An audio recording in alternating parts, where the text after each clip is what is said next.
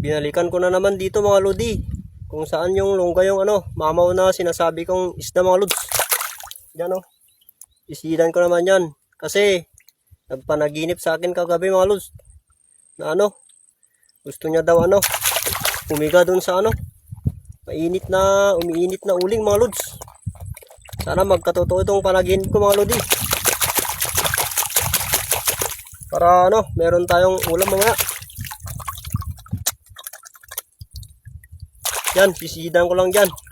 Dito kasi yung yung mamaw na isda.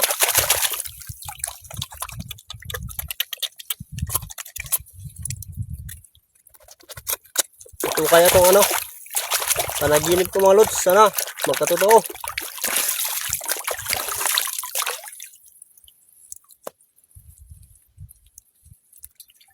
Sana mga lodi, matsamba na natin.